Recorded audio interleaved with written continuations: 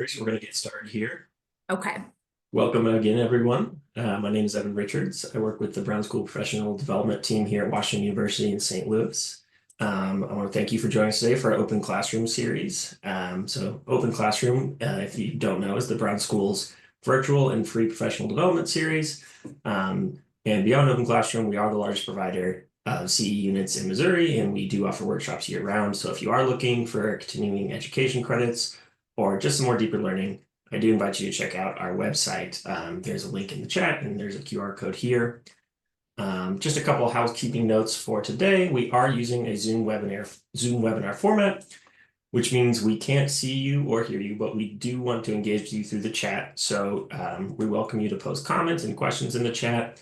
And there will be time at the end for a Q&A. So if you have any questions, please put them in the chat. And finally, we will be recording today's session, and that will be posted on our Open Classroom page and our YouTube page.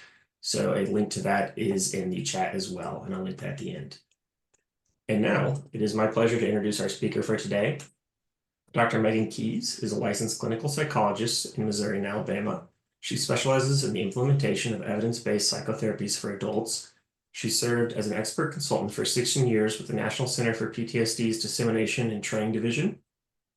As adjunct faculty with Brown School, Dr. Keys teaches graduate-level coursework and continuing education workshops. And as a member of Upward Behavioral Health, she offers the leading evidence-based psychotherapies for adults living with PTSD and prolonged grief, as well as couples experiencing relationship distress. Dr. Keys is also the founder of Trauma Empowered Consulting, which provides education and public speaking on trauma and mental health-related topics. So without further ado, Dr. Keys, I'll turn it over to you. Thank you so much, Evan. One second. I'm just going to pull up our slides.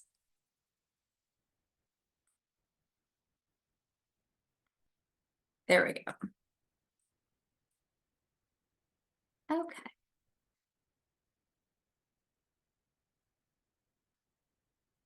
All right, we're ready to get started. All right, well, welcome everyone. Thank you so much for joining us today for Open Classroom and for this particular topic. It's great to see so many people interested in this.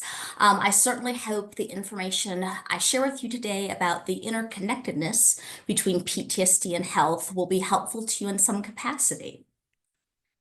Just a few disclaimers before we begin. The goal today is to really enhance your knowledge and awareness in this topic area. However, this webinar does not substitute professional mental health care, should such care be warranted. You are more than welcome to, for all of our service providers, you are more than welcome to utilize this information with your clients or patients, but just please remember to always work within your scope of professional practice. As always, all opinions expressed are my own. And finally, given today's content around trauma and PTSD may be sensitive for some individuals, certainly feel free to mute or minimize the screen at any point if you want to take a break or step away. All right, so this is just really reiterates what Evan already shared with us. What I really want to drive home is that last bullet point.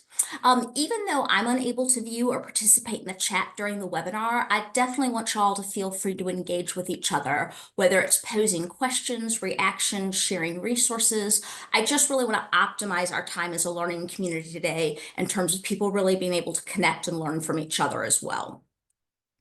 All right, here's our agenda. So this just gives you a rough idea of kind of how we're going to move through the content over the next hour. And what I want to begin with is just some very basic information about trauma and PTSD, just to kind of lay the foundation before we jump into some of the complexities in terms of how PTSD affects individuals at a biological level, and then how those changes can affect them at a level of physical health. All right, so I'd like to start with just basic terminology. To clarify terms, and this is just so that we're all on the same page. A stressor is a challenging life experience that typically causes stress or tension. It usually involves change, and it often requires some level of coping efforts by the individual in order to kind of progress through that change. So examples of this could include the death of a loved one, the loss of a job, the diagnosis of a chronic illness, or possibly like a divorce or an end of a relationship. Now, a traumatic stressor involves the individual being exposed to or the threat of death, serious injury, or sexual violence. Traumatic stressor typically significantly impacts a person's well-being, and it almost always requires some period of adjustment. So examples of traumatic stressors include things like natural disasters, mass violence, interpersonal violence, serious accidents. Starting probably from about the early 2000s or so, there's been growing research on various medical events that a person may experience that would be considered a traumatic stressor, such as diagnosing or undergoing treatment for a very seriously life-threatening condition like cancer or heart attacks, having to have unexpected, invasive, or painful emergency procedures. Also, examples such as things like a complicated or a traumatic childbirth. So just to be aware of that piece when we think of medical events that could also certainly result in a diagnosis of PTSD. So finally, PTSD.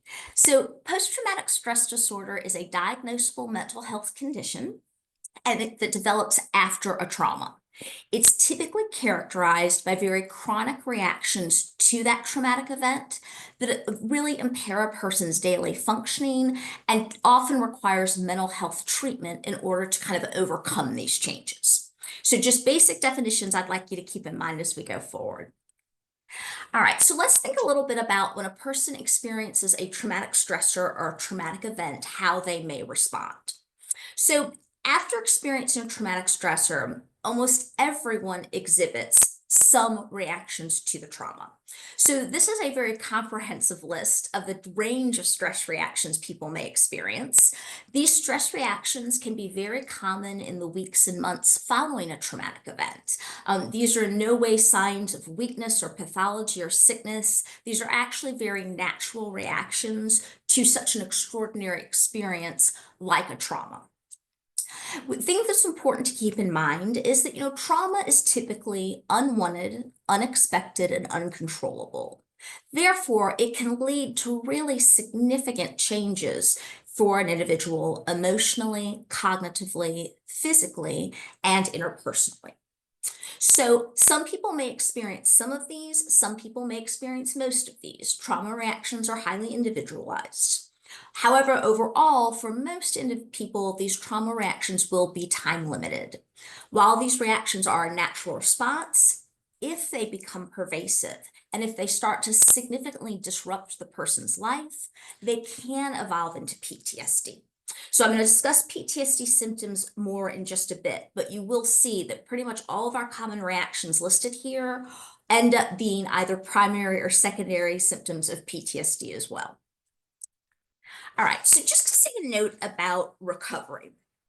Research indicates that the most common response to trauma is resilience and recovery. Following a traumatic stressor, a natural recovery process begins, even in the midst of all those trauma reactions.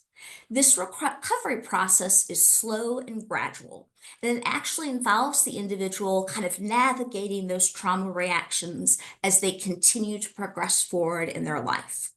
So just to give you a sense of the numbers in terms of trauma exposure being more common, but the idea that the vast majority of individuals naturally recover from it without a need for any type of intervention or impaired functioning. Research tells us that in the United States, about 60% of men and about 50% of women will experience at least one traumatic stressor in their lifetime. However, only about 6 to 7% of US adults will develop PTSD at some point in their lifetime. Now, PTSD is certainly not the only mental health condition that can be a result of trauma. Trauma can also result in issues like depression, anxiety, and substance abuse. But for our purposes today, when we really talk about traumatic stressors and a clinical diagnosis of PTSD, that's what I really want to highlight for you. Despite the fact that trauma exposure is not necessarily uncommon, the base rate of the prevalence of PTSD is still relatively low compared to the amount of individuals who are exposed. All right, so now I'd just like to go into some more detail about PTSD symptoms. My goal here is really not to do this from a diagnostic perspective. I'm not going to jump into all the specifics of DSM. I really want to do this more from a qualitative perspective. I'm going to talk you through the symptoms listed in DSM, but I want to do it in a way that hopefully gives you a better sense of what it's like for a person living with PTSD, how these symptoms can impact them, because this is going to be really important when it comes to looking at like how these symptoms impact an individual biologically and in terms of their physical health. All right, so first of all, when we talk about PTSD, we have to come back to that definition of a traumatic stressor. PTSD develops after exposure to a traumatic stressor, leading to a range of symptoms associated with that traumatic event. So that experience of trauma is kind of a crucial factor that initiates this condition. In terms of the symptoms themselves, there's four main categories, and I want to do this in a bit more of a categorical way to kind of give you a sense of what this is like for an individual. When we talk about re-experiencing the trauma, re-experiencing symptoms typically occur when the trauma continues to intrude on the person's present experiences and in their daily life. These symptoms can be triggered by trauma reminders, or they can simply occur unexpectedly. And these experience systems often come about in the form of unwanted or intrusive thoughts or memories, as well as nightmares and flashbacks. When we talk about the strong emotional or physical reactions when an individual with PTSD encounters a trauma reminder, these really are and typically resemble the person's trauma response at the time of the trauma, but they're usually just a bit less intense. So all that physiological arousal of rapid heart rate, shallow breathing, sweaty palms, those emotional responses of perhaps intense fear or helplessness or going numb or shutting down, these are all the types of emotional and physical reactions a person can have in present day when exposed to different stimuli that are associated with the trauma in some manner. The thing to remember about re-experiencing symptoms is that for individuals with PTSD, these are incredibly frustrating because what often happens is it causes the person to feel as if they're kind of losing control or going crazy because they really struggle to understand why they keep reliving the trauma when they're working so hard to avoid thinking about it and trying so hard to move past it and move forward with their life. Okay. Now, when we think about avoidance, so avoidance really occurs in two ways in PTSD. For a person with PTSD, an individual may work really hard to avoid internal reminders of the trauma, meaning any thoughts, memories, or feelings associated with that traumatic event.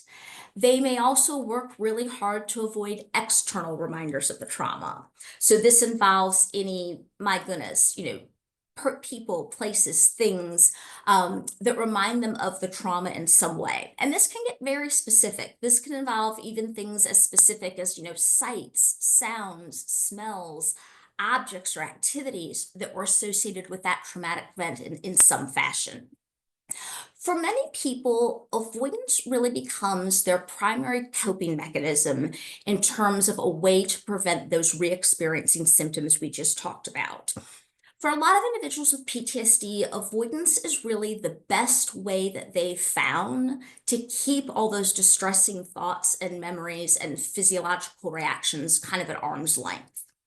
The thing to remember about avoidance, though, is that for many people, while avoidance may additionally reduce anxiety, it ends up increasing it in the long run. So the person just finds that they start requiring more and more efforts at avoidance over time in order to really manage that distress.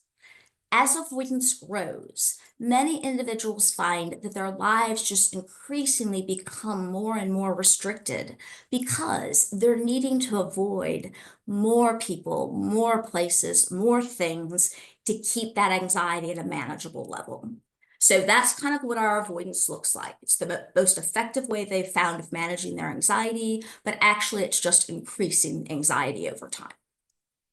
All right, so negative thoughts and feelings. This is one of the newer sets of symptoms that were included in the DSM-5. So what research tells us is that people with PTSD often experience more negative thoughts and feelings than they did before the trauma. And while fear and anxiety are what we often associate with PTSD, and they're certainly typical, PTSD can bring on other strong emotions like sadness and guilt and anger. in terms of the change of views, what research tells us and what we really see is that many individuals with PTSD start viewing themselves and others in very different ways and in very extreme ways due to the PTSD. So some of the really common thoughts that can sometimes pop up for an individual with PTSD may be things such as, I'm incompetent or no one can be trusted. Additionally, individuals with PTSD may also really struggle with emotional numbness and feeling disconnected from people in their life, even loved ones that traditionally they were close to. And then finally, increased arousal. So, a few DSM versions ago, when PTSD was still classified as an anxiety disorder, this was essentially the category of symptoms that captured a lot of those anxiety symptoms. The two that were really unique to PTSD and considered a bit more of the hallmarks were hypervigilance. And so this really involves an individual with PTSD often feeling the need to always kind of be on alert or on guard. Individuals with PTSD often feel a constant need to be prepared for danger and ready to react. So hypervigilance, a great example of that is for individuals with PTSD. They often will find themselves kind of regularly scanning their environment, looking for any potential signs of threat that they may be able to identify. The other really clear symptom is the exaggerated startle response. So this just simply involves the person often being very jumpy or on edge. Individual may be very easily startled by unexpected loud noises like a window slamming shut or a car backfiring. The remaining symptoms in here, as I said, are really just more of our kind of classic anxiety symptoms that accompany PTSD as well. So now that you hopefully just have a little bit of a better sense of, for an individual with PTSD, what those symptoms may kind of look like for them in their day-to-day life and how they may experience them, we want to kind of now step back into the body and really look at the biological impact of PTSD. When an individual develops PTSD, what's actually happening within their body at a biological and physiological level? All right, so we're going to begin first with talking about how PTSD impacts our stress response and nervous system. So PTSD absolutely significantly impacts a person's the body's stress response, most notably the HPA axis and the sympathetic nervous system. So the APA axis, this is comprised of the hypothalamus, the pituitary gland, and the adrenal glands. And this is very central in our stress response and our body's ability to regulate the stress response because the HPA axis produces and releases a lot of stress hormones, including cortisol. Right? So in PTSD, the HPA axis becomes dysregulated, often producing entirely too much or in some cases too little cortisol. And this makes it very hard for our body to kind of regulate stress or conduct stress management. This overproduction or kind of dysregulated production of cortisol can result in some specific health issues, as I cited there. Now, with the fight or flight response, PTSD really keeps our sympathetic nervous system essentially in overdrive, which really results in that fight or flight response that everyone has, essentially kind of being elicited or turned on much more frequently than usual, even when there isn't any imminent threat present.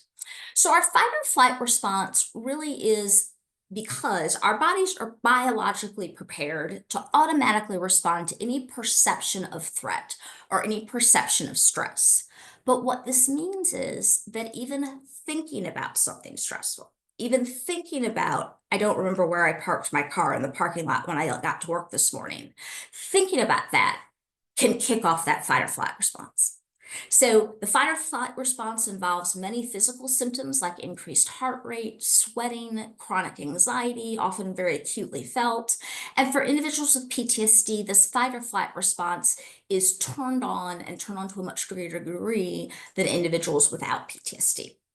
And then finally, just one thing to keep in mind also is that PTSD impacts our brains. And so changes in the neurocircuitry of the amygdala, the prefrontal cortex and the hippocampus also really contribute to that persistent hyperarousal or increased arousal we just spoke about, as well as making it very difficult for an individual with PTSD to regulate their emotions, which is why we can sometimes see that irritability and acute anxiety, and sometimes it even looks a bit like mood swings. Right?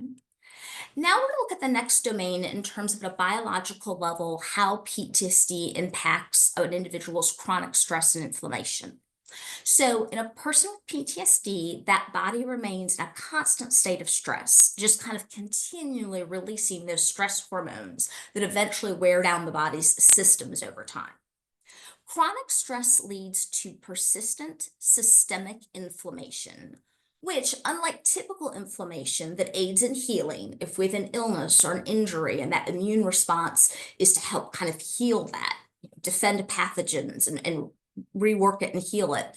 What ends up happening with this type of chronic inflammation is that it actually starts to slowly degrade and destroy our healthy cells and our healthy tissues. So this ongoing immune response, even without an injury or an infection present, can contribute to a lot of health issues. For someone with PTSD, their stress and their inflammation response basically act like alarm systems that got turned on by the PTSD, but never get turned off. And these can take a great toll on a person, both physically and psychologically. So just some examples of physical and psychological issues that can result from this chronic stress response and chronic inflammation include things such as, cardiovascular disease, metabolic disorders, and respiratory issues. Inflammation can also contribute to depression, anxiety, mood swings, and cognitive impairments, such as memory problems and difficulty concentrating. And then finally, the third key domain I want us to look at in terms of the biological impact of PTSD is its impact on the immune system. So for a person with PTSD, as we said, the body is in a high state of alert and those stress hormones are constantly being released. And this essentially will really weaken the person's immune system over time. In a nutshell, the immune system in someone with PTSD basically just becomes less effective because it's just being constantly overwhelmed with these stress signals, whether it be the HPA axis releasing cortisol or that fight or flight response getting so easily activated. And what this can make it much more difficult for them to respond to and fight off illness and infection. Um, and moreover, for people that do end up having a lot of chronic inflammation, this can also put them in increased risk of various types of inflammation conditions, such as rheumatoid arthritis, lupus, type 2 diabetes, asthma. So kind of as you can see, that chronic inflammation that occurs with PTSD absolutely can contribute to a range of physical symptoms that could lead to some serious health problems over time. All right. So since we've now kind of looked at a biological level of how PTSD affects a person and how those effects can actually even result in some of the symptoms of PTSD, like an increased arousal and an increased heart rate and the fight or flight response, I now want to kind of shift so we can look at, well, how do those biological changes actually impact a person's physical health? How does PTSD end up contributing to physical health issues that the person may experience? All right, so we're going to begin with our cardiovascular and respiratory health systems. So again, that consistent stress and anxiety of PTSD places a lot of extra pressure on a person's heart and lungs. That constant state of high alert results in increased heart rate and blood pressure. And over time, this can absolutely strain the heart and the blood vessels, putting individuals at increased risk of issues such as hypertension or stroke or heart attack. Chronic inflammation, as we just discussed, due to that overproduction of cortisol, can lead to cardiovascular disease. On the respiratory side, the body's constant state of high alert often leads to the person very frequently engaging in kind of shallow, rapid breathing, which can result in the person starting to have episodes of experiencing shortness of breath or hyperventilation. And this chronic kind of shallow, rapid breathing also can exacerbate existing problems like asthma, or COPD. Oh, goodness. Sorry about that. There we go. All right, so the next one I want us to look at is at gastrointestinal health, along with metabolic and endocrine function. So the chronic stress of PTSD often ends up disrupting the digestive functioning. So essentially what this does is PTSD can really lead to a lot of GI problems, which I've listed under that first bullet point. And the easiest way to think about this is that a person's GI system basically just becomes kind of extra sensitive, but much less efficient when the body is in that constant fight or flight mode, that stress response that's always turned on. PTSD can result in poor eating habits, contributing to weight gain and obesity. This could be a result of stress eating. It could be a result of increased use of alcohol or drugs as a way to help manage the anxiety. It also can be a result of just simply a more sedentary lifestyle because of that avoidance and loss of interest in hobbies and activities. The person may no longer be exercising. They may be avoiding going to the gym or going to a park or being in their neighborhood outdoors because of crowds. These are all things that can help contribute to obesity. Chronic stress absolutely impacts metabolism, and those elevated cortisol levels from that HPA axis can lead to insulin resistance, which then makes the person's body have much more difficulty with blood sugar management. The endocrine system, which really regulates hormones, controls the hormones that are regulating a lot of bodily functions, it's affected as well. That overproduction of cortisol, it can result in people experiencing severe fatigue, a weakened immune response, as we noted, as well as reproductive issues and thyroid functional issues. So just a way to kind of think about how, again, throughout these various systems, PTSD and a lot of that just chronic stress and increased arousal can really have a big impact on these various domains. With regards to chronic pain, there is a lot of comorbidity between individuals. There's a lot of comorbidity between PTSD and chronic pain. And in some cases, that's because the trauma itself may have resulted in an injury that involves chronic pain. But in other cases, it's simply this sort of relationship that PTSD and chronic pain have, where they really tend to influence and mutually maintain each other. So PTSD can significantly increase a person's perception and persistence of pain. So what that means is that chronic stress and that state of high alert associated with PTSD actually makes the person's nervous system more sensitive. So it absolutely amplifies pain signals, meaning they'll experience pain in a more intense or severe way. PTSD and all that chronic stress can lead to muscle tension and physical discomfort. This is one of the reasons we see a lot of musculoskeletal pain within individuals with PTSD, chronic back pain, joint pain, headaches, or migraines. And then finally, the emotional distress from PTSD, not just the stress and anxiety, but those negative emotional states like sadness, guilt, or helplessness. Negative emotional states can actually lower an individual's pain threshold, which just makes that person more susceptible to experiencing pain. Uh, and finally, mental health issues, comorbid mental health issues can have an impact on pain as well. We know that for individuals with PTSD, there often are comorbid mental health issues, and disorders such as anxiety and depression can worsen pain levels. Okay? And then finally, the last kind of realm of physical health I wanted us to focus on is sleep. So we certainly know that sleep difficulties are part of PTSD. It's one of our increased arousal criterion or symptoms under that criterion. What we know is that PTSD significantly disrupts sleep by causing insomnia, nightmares, and night sweats.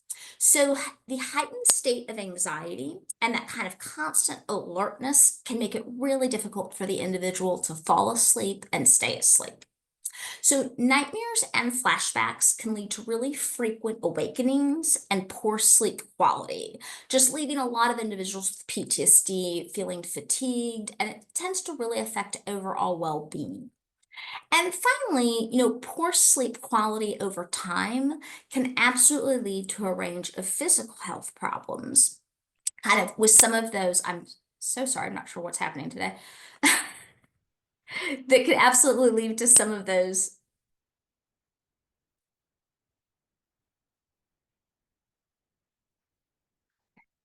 Just give me 1 second, I'm not sure.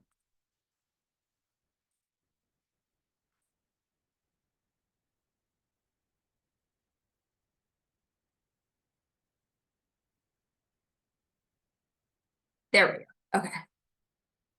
All right. So yes.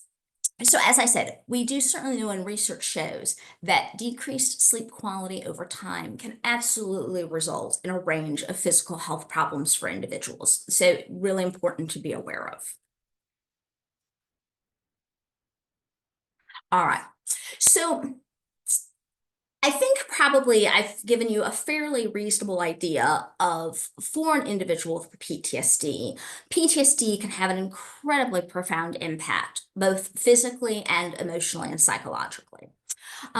Research tells us that individuals with PTSD use healthcare services much more frequently than those without PTSD, including more primary care appointments, outpatient appointments, and more use of emergency medical services. They have increased hospitalization rates for both psychiatric and non-psychiatric conditions. People with PTSD are more likely to seek psychological services and psychiatric services, such as therapy, counseling, and psychotropic medication. In addition, comorbid health conditions in individuals with PTSD contribute to a lot of these increased healthcare utilization and costs. So, for example, research tells us that approximately 80% of individuals with PTSD have at least one comorbid mental health disorder, the most common typically being depression, anxiety, and substance use disorders. So I think all of that really lays the groundwork for why comprehensive care is so critical. Comprehensive care is vital for individuals with PTSD because it's really going to help address these very interconnected physical, emotional, and psychological issues related to this condition. Integrated treatment, something that's going to involve mental health treatment targeting the PTSD, physical health monitoring, lifestyle changes, and social support, is really going to serve in enhancing that person's overall well-being. It's going to help promote recovery, and it's also going to reduce the risk of some long-term health complications. So a very inclusive approach really ensures that all these key health aspects are considered, leading to better health outcomes and better overall quality of life. So what I did on this slide was basically just kind of give you a breakdown of some of the key things to keep in mind with comprehensive care. Not every single one of these may apply to every single patient with PTSD, but these really are the domains that we see most frequently that need to be addressed and that can provide the most benefit to the client. All right, so now we're going to switch into chatting about evidence-based psychotherapy, specifically looking at those that are most effective in treating PTSD. So now we're going to be solely focused on that mental health care component of our comprehensive care plan. All right, so just to ensure everyone's on the same page, I just want to talk a little bit about evidence-based treatment, though I realize many people may already be familiar with this. Evidence-based treatment simply refers to therapy that is supported by scientific research showing its effectiveness. So evidence-based treatments are therapy protocols that have been thoroughly studied, they've been objectively evaluated, and they've been published in peer-reviewed scientific journals to really ensure their reliability and validity of that data and those study results. For PTSD, psychotherapy and medication are the two treatments that have the most scientific support behind them. For our purposes today, I'm going to be focused on psychotherapy options, but I did provide a link here for a resource through National Center that absolutely provides information on the current research and the current medications that are considered most helpful and with the most empirical evidence. All right, so before we jump into our specific treatments, I just want to talk about them a bit more generally. especially for individuals who may not be particularly familiar with these trauma-focused therapies. So trauma-focused psychotherapy is the most recommended therapy for PTSD, and this really involves concentrating either on the trauma memory itself or the meaning of the trauma, how the individual has come to kind of understand it in their life. These therapies, the three therapies listed there, are all going to address thoughts, emotions, and behaviors stemming from the trauma and help the individual really process and understand the impact of the trauma on their life. They just go about it in slightly different ways. Uh, the three therapies, prolonged exposure therapy, cognitive processing therapy, and eye movement desensitization and reprocessing therapy, those currently are considered the three therapies that have the strongest scientific support. These are considered our first-line treatments for PTSD, as research shows that they are more effective than medication in reducing PTSD symptoms. So although these are three different therapy protocols, they do have several commonalities, and that's everything that's listed on the right hand of the slide. They're generally conducted individually. Therapy usually occurs once a week for 3 to 4 months. The potential risks with all three of these is usually the possibility of mild to moderate distress when addressing the trauma, so our trauma-focused piece, but research shows that this typically more often than not dissipates relatively quickly. And then finally, in terms of PE and CPT, there also is homework or between session practice that the person will utilize and do in their real life outside of those individual therapy sessions. The thing that I want you to be most aware of is obviously with these being our first line treatments, these are incredibly effective in reducing PTSD symptoms. Research shows that they are also incredibly effective in reducing comorbid mental health symptoms, such as depression, anxiety, substance use, panic attacks. But the part that really pertains to what we're talking to today is that PE, CPT, and EMDR collectively address that heightened fight or flight response, that chronic stress and high state of arousal and alert that many individuals with PTSD experience, therefore reducing physical symptoms associated with this condition and improving overall physical well-being.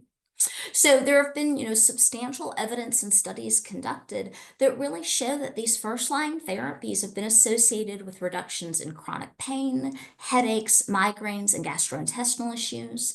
They've been found to decrease physiological stress and arousal levels. They've also been shown to improve sleep and overall health-related quality of life.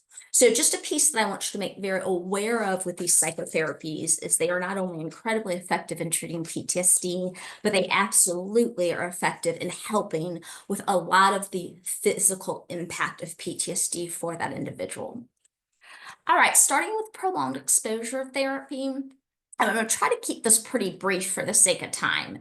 So PE essentially helps individuals with PTSD gradually confront trauma reminders in a safe way, really reducing stress and teaching them that these reminders aren't dangerous. This is done via two forms of exposure therapy or exposure techniques that are listed right there. What will I do in therapy? So you can see the discussion. These exposure experiences together over the course of 3 to 4 months really help the person learn that trauma reminders are not dangerous, therefore decreasing a lot of their fear and avoidance and increased arousal, as well as really restoring their confidence in being able to handle these previously feared situations that were often avoided. Cognitive processing therapy. Again, exact same questions, exact same format as our previous slide. This one really helps individuals change a lot of those extreme thoughts and beliefs, as well as associated emotions that develop after a trauma.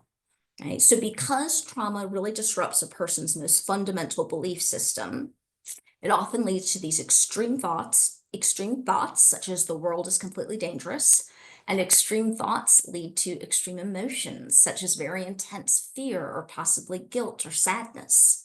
CPT really helps the individual learn cognitive skills to reframe these extreme thoughts, therefore kind of improving their overall emotional well-being. Again, we're going to primarily do this in two ways in therapy. They're listed there under that third question.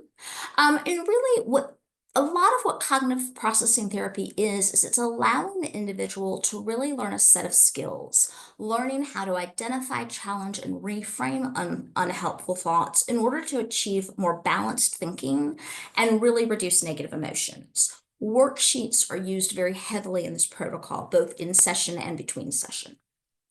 And finally, EMDR. And so with this one, it really helps the individual process distressing memories, thoughts, feelings, and bodily sensations associated with the trauma. This results in decreased distress and the person having a new, kind of healthier, more balanced perspective about the trauma. Again, in session, essentially, they're going to visualize that trauma and all of those associated experiences in their mind, typically while focusing on a repetitive movement or sound, such as the therapist's fingers going back and forth. This is done multiple times in short intervals throughout the session with breaks to discuss the experience.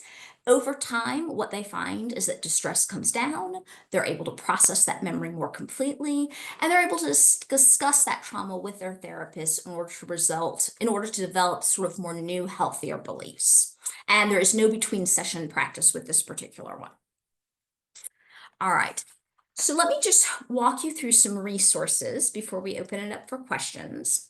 So for anybody here today who maybe has been or is considering psychotherapy, I always like to kind of highlight this piece because I think it's so important. One of those common questions that comes up is, how do I know if I need professional assistance? If I'm struggling with what I think may be PTSD or depression or anxiety, but I'm getting by, then why would I need to consider therapy, or why should I consider therapy? I would say the key to this is that, and this applies to anything, not just PTSD, there's simply no need to live with the negative impact PTSD or depression or anxiety has on your life when effective treatments are available. So we've just established there absolutely are effective time-limited treatments available for PTSD. So you are now aware of that. If the question is, how do I know if my symptoms or my changes are at a point that I should consider therapy? These are kind of some key indications to think about. Okay. If those symptoms or changes are happening more often than not, typically over a period of about 2 months or so, if they're distressing, starting to feel unmanageable, out of control, possibly causing problems in your relationships, if those changes or symptoms are really impairing your functioning, they're getting in the way of what you need to do or what you want to do. And then finally, if any of that involves any thoughts of hurting yourself or others, frequent thoughts of death, kind of even just vague, better off dead feelings, these are all indicators that can be incredibly helpful to meet with a mental health professional, at least to get a better sense of what's going on. For folks who are interested in evidence-based treatment, or just treatment period, but also evidence-based treatment, these are a few resources. That first one from National Center for PTSD really just explains the difference between different types of mental health professionals based on their education and training. Psychology Today is very user-friendly in terms of searching therapists in your area. You can search by zip code, insurance provider, and even the specific type of therapy that you would be interested, like if you were interested in EMDR. And then finally, that last one, I always just want to make sure folks have a crisis number available should you need it or a loved one need it. 988 is a 24/7 confidential crisis line to call if you are emotionally distressed or upset. And their website also has a lot of resources. All right, so I want to speak a little bit about Upward. So Upward is a private practice based in Birmingham, Alabama that offers teletherapy throughout most of the United States. I am a member of this practice, and our goal is simply to provide the most effective psychotherapy that science has to offer, making these leading evidence-based treatments more available and readily accessible. So what I have on here, especially off to the left-hand side, those top three, as you see them, CPT, PE, and written exposure therapy, are all of the treatments that we offer specifically targeting PTSD. CPT and PE are our first-line treatments, as we've spoken of. Written exposure therapy is not quite up to first line yet. It's a newer therapy. The emerging research has been very positive in its effectiveness of treating PTSD.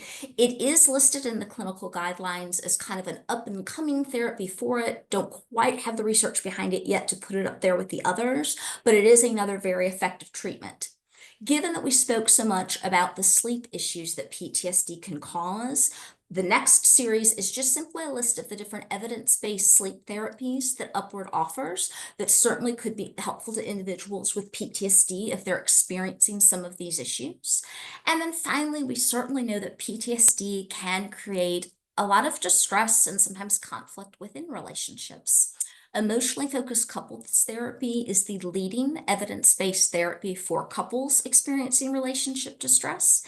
We offer that as well as protocols for the issues listed at the bottom of the slide. All right, resource. So I'm offering this because honestly, this is one of my absolute favorite books on PTSD.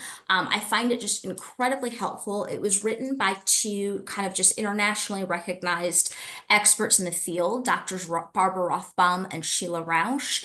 It's a very, very user-friendly book because it's written in a question and answer format. So their goal was to really take the most recent up-to-date science and literature and answer key questions that people have about PTSD. I highly recommend this for survivors, if you have a loved one with PTSD, if you yourself are a service provider, be it mental health, physical health, or simply just working with individuals with PTSD, it really helps give you a really concise but solid understanding of how PTSD can impact a person. And again, these are just some National Center for PTSD resources. A lot of people don't realize that although National Center for PTSD is part of our VA system, its resources are available for any trauma survivors and any professionals who work with individuals with PTSD. So all those links at the top really highlight different resources for the public, for all our service providers and professionals. The links at the bottom highlight those. There are a lot of free webinars and online classes. They have a great consultation program that if you are a community provider working with a veteran with PTSD, they do offer free clinical consultation. I always like to highlight that. So these are just some really useful resources about PTSD to have at your fingertips. Here is my contact information if anybody needs that for any reason. And all the references for today are on a reference list that will be uploaded on our website. I tried really hard to primarily pull references from the public domain so that these would be easy for people to access if they wanted to review them. So that will be available for you also. And I believe that ends our content, so we can go ahead and swap over to questions and discussion. Evan, I'm going to turn it back over to you. Yeah, absolutely. Thank you so much. We definitely have some questions here today, so we're going to try to get to as many of these as we can. Okay. So one question for you is, for people who experience medically related PTSD, for example, cancer patients, how do you separate PTSD symptoms from symptoms that would be considered side effects of those treatments? This is an issue that actually can come up a lot, not just with cancer patients, but just in general. If the individual has another condition or issue going on, how do we separate how much is PTSD driven, how much is being driven by the other condition? I think the best, other than, the self-report measures, I mean, hopefully if you are providing treatment and using like the PTSD checklist or something to try to do measurement-based care to see how the symptoms are changing over the course of treatment. A lot of times with clients, I try really hard early on to take a more qualitative approach and to help them really just start thinking about when they experience those symptoms. Let's try to create a timeline as best we can for when they onset. But over the course of the day when they experience them, if they can just remember to pause and kind of check into, gee, I suddenly found myself feeling suddenly really anxious. Was there a trigger? Was there something in the environment that potentially, triggered an intrusive thought or feelings of anxiety as a result of the PTSD? So I think that's something that can be helpful also. I think the bottom line is though, and again, I'm speaking in the context of if you had an individual with medical PTSD and we're doing one of these evidence-based treatments, I think the bottom line is if you're seeing the symptoms decrease with treatment, then you know that you're likely targeting those symptoms. If over the course of time it feels like, especially with their kind of more general symptoms, like the low concentration, irritability, sleep difficulties, the things that aren't as trauma specific, if you don't necessarily see those changing at all in the context of the other trauma symptoms decreasing, I think that also can sometimes be an indication that maybe those are more driven by whatever other condition or comorbid issue is at play.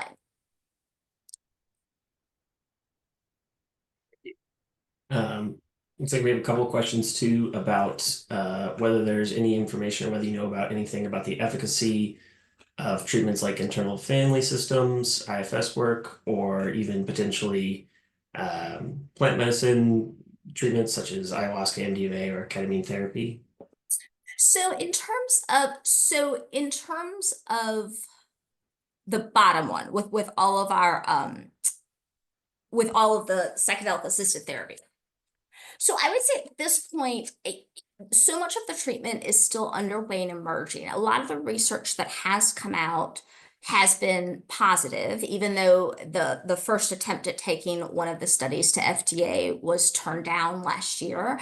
I would say if that's an area, if this is not my area of specialty, like I'm such an advocate for it, and I hope the research keeps coming out and supporting it if it does offer us another way to really help improve PTSD treatment for individuals. It's not an area I work in specifically. I would say if you're really interested in this, one person that does a lot of work in this area is Rachel Yehuda, Yehuda. She is up at the Bronx VA. She runs their, I don't remember the exact acronym, but basically it's their psychedelic assisted therapy program department. She's a great person to follow, like on LinkedIn or social media, because she posts a lot and she's actively involved in a lot of the also the kind of the policy and advocacy pieces. So I would say overall, it seems like emerging research is positive. There have been some that has offered some confusing results, which was part of the issue with when it was turned down from the FDA. But she's one of the people who's kind of my go-to if I have questions or I'm curious about it, is just Google searching her or doing a literature search her and seeing what she's published lately.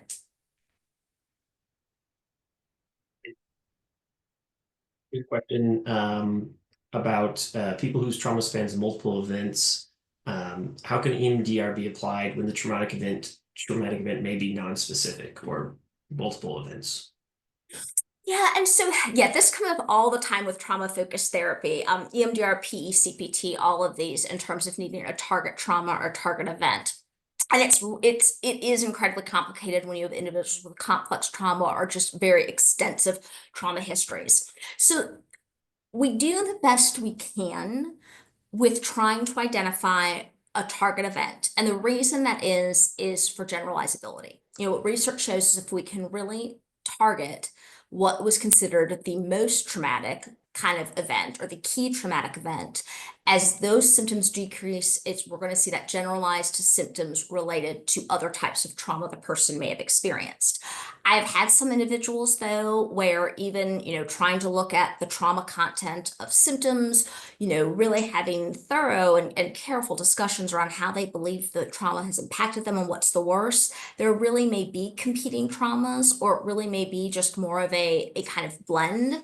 And so in those cases, I would say EMDR lends itself a little easier than PE and CPT, because with EMDR, while they do want you to visualize a trauma memory when you're in session and kind of all of those feelings and thoughts and sensations associated with it, the nature of it is just a bit more fluid, that if there isn't always the exact same precise memory, and it can be similar memories, PE and CPT are a bit more target memory focused. What I tend to do with individuals in the very end, if we truly have just competing traumas that they can't decide between, I ultimately just ask them to please choose whichever one they want to start with. We will use that as like our launch pad. And then from there, just track the data and the measurements to see how it's going. If we're seeing PTSD symptoms come down with it, that's great. If we're doing a lot of work on it and it feels like the symptoms aren't really decreasing like we would have hoped, that can be an indication that we have the wrong trauma and that may actually need to finish the trauma we're working on and then return to the other one. Yeah, and I think sort of a related to that follow-up question, we have a couple people ask about differences between complex PTSD and PTSD, and whether that affects any of the symptoms or treatments or the way it presents. Yeah, so really kind of at the heart of it, the difference between PTSD and complex PTSD is that complex PTSD typically involves individuals who experience trauma of an interpersonal nature. So typically some types of interpersonal violence, abuse, sexual abuse, neglect, etc., emotional abuse they've experienced kind of from childhood onward. It usually was abused by somebody that they were relatively close to. Um, and in the end, in addition to like a lot of the classic PTSD symptoms that we talk about, we also know that for individuals with complex PTSD, this can tend to be more disruptive in terms of their interpersonal relationships. And there also can be some additional symptoms or changes that are very uh, where you can really see the difference between complex PTSD and PTSD in terms of just difficulty regulating emotions, a good deal of impulsiveness. With these treatments, all these treatments have been administered and shown to be administered with individuals with complex PTSD. With CPT specifically, although they don't exact, it's not called complex PTSD, but there is actually a version of the protocol. It's called CPT-SA, and you can find this online. And it's an extended version of the protocol specifically for individuals who experience kind of chronic childhood sexual abuse. And it spends a bit more time focused on like those relationships in childhood and what that person learned from those and how that's impacting them. So I would say, with the treatments that we highlighted today, that they have been utilized with complex PTSD, and there is data looking at their effectiveness. That being said, I would love to see if our field could reach a point that they could develop some more treatments that are really specialized for individuals with complex PTSD, because it really isn't as simple as, well, it's just PTSD, but it's a little worse PTSD. There are some domains and aspects of it that really are unique and different from what a person experiences who's had a single stress or who's had a single trauma or didn't have the chronic interpersonal trauma from childhood on. But depending upon the client that you're working with, the CPTSA, and I believe the only place you can find it is online. I don't believe there's a published manual. That might be something that could be helpful to you if you were interested in that. Just a couple more. Sure. Yeah, so I see a couple questions here related to whether there are any treatments, whether the ones presented today or other treatments that might be useful in terms of responding to acute stress or stressors that could reduce the risk of developing PTSD preemptively or preventatively. So in terms of acute stress, that's a little bit of a hard one because just by the diagnostic nature, PTSD is that the symptoms persist more than 1 month. So I would say kind of with all of these, we really are looking once people kind of move into that 1 month duration, the diagnosis of PTSD, which is the gatekeeper to these treatments. I will say though that what research is showing is that this can still be very helpful with people with subthreshold PTSD. The other thing that they're showing, and this is kind of goes in line with what we're talking about acute. The biggest problem with acute PTSD is it's that natural recovery. We really want to ensure we give people adequate time to begin to naturally recover and see if they at least are on that path and able to progress it. One thing that I would say, though, that is important to keep in mind, and more research is showing this in terms of when to start trauma-focused treatment, especially the trauma-focused treatments, because there's often so much hesitation and concern about implementing those, is what research is showing is the sooner we treat them, the better. A lot of research has shown that patients that are put on kind of wait lists or that are getting the treatment as usual while they're waiting to get into one of these trauma-focused treatments, their symptoms are actively getting worse. And so, and even with CPT, it has been administered in domestic violence shelters. It's been administered in the war zone, actually over during the during OAF, OIF. And so there are studies showing where it has been administered still with individuals that technically are diagnosed with PTSD, but it's been a very short time after the trauma or the key trauma. And they're finding it still very effective. So I would keep that in mind also. I know it doesn't give you necessarily something to do with acute, but I really can't send that message strong enough. For a long time, there was the belief like, oh no, we have to do skills training. We have to do psychoeducation. We absolutely need to do these things before we do trauma-focused therapy. And research is not supporting that. Yes, there's some individuals that absolutely will need some skills building before they start, especially for people where self-harm and things like that may be an issue. But overall, what research is showing is the sooner we can get them into these effective therapies, the better it is for them because they start getting better that much faster. So much. Well, I believe that's just about all the time we have for today. Okay. But I just wanted to remind everyone that we will be posting recordings of this program and also past programs that you can see on YouTube or on our website. I want to thank you again, Dr. Keys, for the great presentation. Yeah, thank you so much. Thank you so much, everybody. We appreciate it. Have a good rest of the day.